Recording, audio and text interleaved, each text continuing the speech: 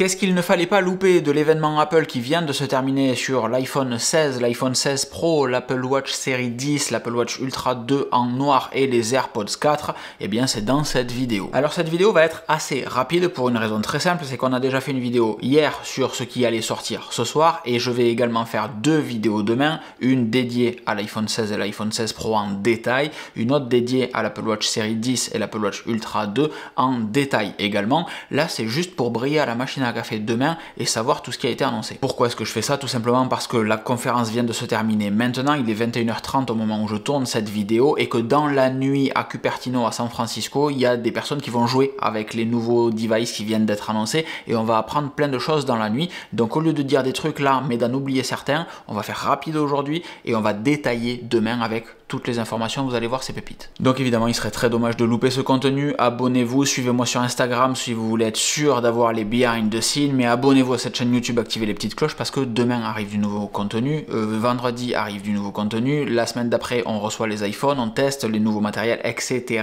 Le mois de septembre ne fait que commencer. Tout commence par l'Apple Watch série 10 qui, elle, arrive avec un nouveau design qui lui permet d'avoir un écran plus grand que l'Apple Watch Ultra 2. Et il n'y a pas de nouveau système de fixation de bracelet comme on pouvait s'y attendre, comme les rumeurs le laissaient penser surtout, mais juste ce nouveau design qui va faire que l'Apple Watch va être 10% plus fine, avec une batterie qui va pourtant pouvoir charger beaucoup plus rapidement.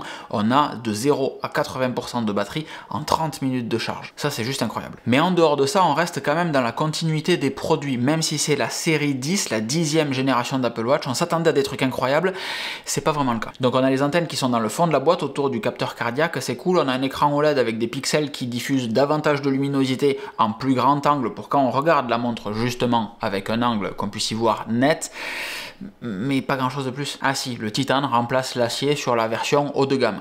On a de l'aluminium de différentes couleurs, il y a de l'aluminium qui va être brossé et satiné entre guillemets avec du silicium. Je reviendrai si ça vous intéresse sur le détail du processus de fabrication dans la vidéo de demain, parce que j'y contribué. Mais en vrai c'est un petit peu tout. Et là où c'est grave, c'est qu'en fait il n'y a pas d'Apple Watch Ultra 3. Comme je vous le disais hier, comme je l'espérais, comme il semblait logique que ce soit le cas, il n'y a pas d'Apple Watch Ultra 3, on reste avec l'Apple Watch Ultra 2 et on a un nouveau coloris sur cet Apple Watch Ultra 2 qui va être le coloris qu'on attendait l'an dernier, noir. Donc noir et orange, ça va très bien ensemble, pas d'erreur là-dessus, c'est très joli, mais pas d'Apple Watch Ultra 3. Et alors même si Apple arrive avec un nouveau bracelet en maille milanaise prévu exprès pour l'Apple Watch Ultra, donc c'est un bracelet qui est quand même beaucoup plus bulky, même si ça reste de la maille milanaise avec un système de fixation et une charnière qui est aussi très solide, et ça fait du bien d'avoir un bracelet classe mais quand même sportif pour l'Apple Watch Ultra, c'était un petit peu triste. En dehors de ça, eh bien, ça veut dire qu'Apple renvoie quand même de mauvaises images. Selon eux, l'Apple Watch Ultra, c'est là où ils voulaient arriver. S'il n'y a pas de troisième génération cette année, ça veut dire que l'Apple Watch Ultra, matériellement,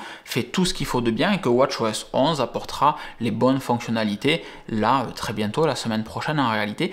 C'est pas le cas. C'est pas le cas et même si j'aimerais beaucoup le détailler dans cette vidéo, on le verra demain pourquoi c'est problématique avec un peu plus de détails. L'Apple Watch Ultra reste donc à l'Apple Watch Ultra 2, très rapide, c'est cool, mais pas de nouvelle version. La surprise en revanche, c'est les AirPods 4 qui débarquent aujourd'hui. Donc les AirPods 4, c'est le modèle classique d'Apple qui existe maintenant en deux versions, à 149 et à 199 euros. La différence entre les deux, c'est que la version à 199 euros inclut la réduction active de bruit, même s'il n'y a pas de petit caoutchouc qui permet de faire une isolation passive d'un point de vue acoustique, on a quand même de la réduction active de bruit dessus à 199 euros, un tout petit boîtier compatible MagSafe, compatible Qi ainsi que USB-C. C'est top. Ça va se vendre comme des petits pains, c'est le cadeau de Noël idéal. On a une mise à jour sur les AirPods Max, en même temps c'est pas trop tôt, je sais plus, ça fait 6 ans, 5 ans qu'ils sont sortis ces trucs là, et ils passent enfin à l'USB-C, c'était avec les claviers et les souris d'Apple les derniers trucs qui restaient en Lightning, donc ils passent en USB-C, mais c'est toujours les mêmes, pas de nouveau codec, pas de puce H2 alors qu'elle arrive dans les AirPods tout court,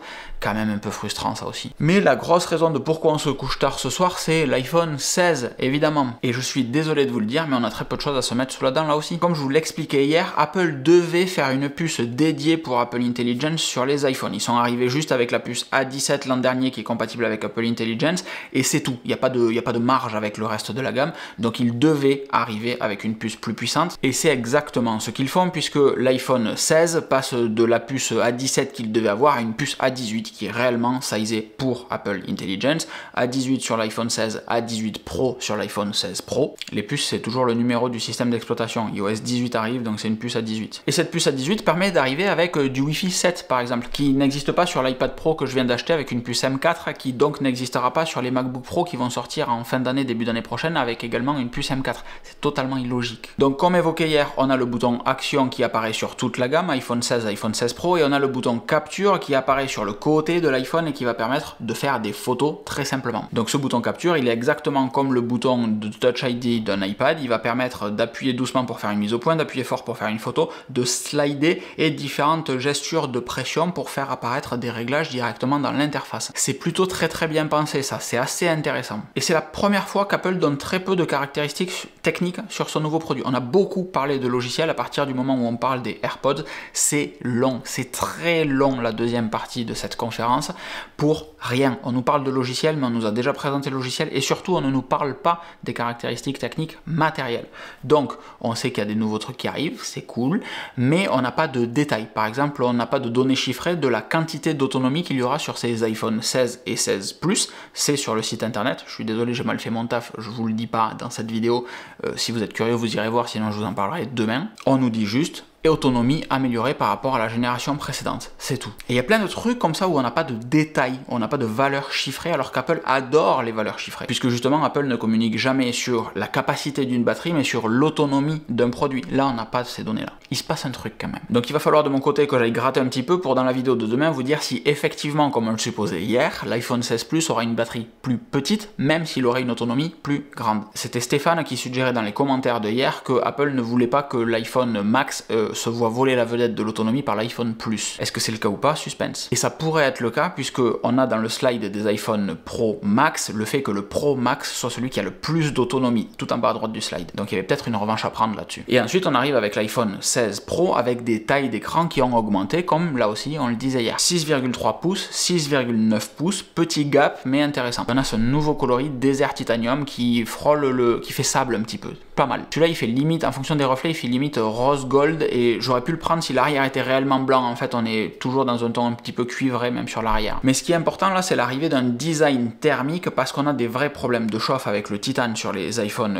15 Pro, tout simplement parce que le titane fait facilement partir la température, la chaleur en fait. Donc on a des iPhones qui sont très chauds très rapidement en main et on a des iPhones surtout qui vont rester entre guillemets trop chaud. La puce A18 Pro cette fois-ci arrive avec un gain de performance de 15% et une économie d'énergie de 20%, donc elle est plus puissante et en même temps plus économe en énergie. Bon ça c'est le jeu ma pauvre Lucette, hein. Chaque année ça s'améliore dans ce sens-là. L'appareil photo gagne un ultra grand angle de 48 millions de pixels, je vous en parlais hier, enfin c'est très cool. J'ai pas regardé si on avait du Smart HDR etc, mais je suppose que oui. Et on a le 5X qui arrive comme objectif téléobjectif standard sur toute la gamme, plus de 3X sur le modèle Pro et de 5X sur le Pro Max. 5X pour tout le monde. Et ça c'est top parce que j'utilisais jamais le 3X mais le 5X je m'en sers énormément. Enfin énormément. Et en vidéo on gagne de la 4K 120, ça aussi on le disait hier, mais un truc que j'ai pas vu venir c'est du mix spatial, c'est-à-dire qu'on va avoir 4 micros sur l'iPhone 16 Pro. Je suis très curieux de voir si on les voit justement, puisqu'il y en a un dans le dos.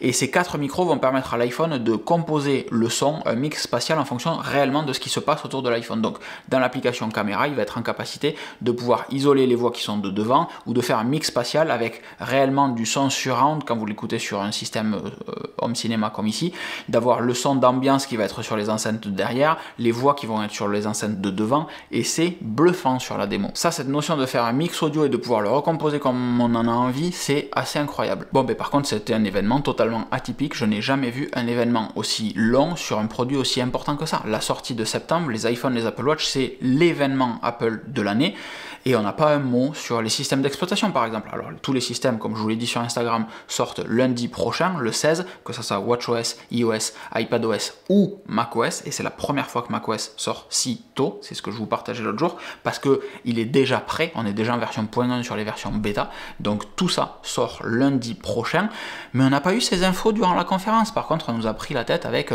pas mal de blabla sur Apple Intelligence, sur des fonctionnalités pas si incroyables que ça en plus qu'on avait déjà vu. Normalement, traditionnellement, à cet événement, on passe un peu de temps pour dire regardez le nouveau matériel qui arrive, et ce nouveau matériel permet de faire ça qu'on ne vous a pas présenté dans la Worldwide Developer Conference parce que c'était lié au matériel. Et là, en fait, tout ce qu'on avait vu en juin, c'est exactement ce qui sort aujourd'hui. Il n'y a rien de nouveau. Par exemple, les capacités et les prix des iPhones, on ne les a pas. Il y avait une rumeur qu'il y a un iPhone de 2 Tera, là on a un iPhone Pro qui va de 128, 256, 512, 1 Tera. Je me souviens pas qu'il y avait un iPhone 128. Bon, je profite évidemment de cette vidéo pour vous dire que moi j'ai un iPhone 15 Pro Max 1 Tera à titane naturel à vendre. Voilà, vous avez un formulaire de contact sur locan.jp, locan.jp/contact si ça vous intéresse. Ça valait 2000 balles, j'aimerais bien le vendre 1200 €, ça serait cool.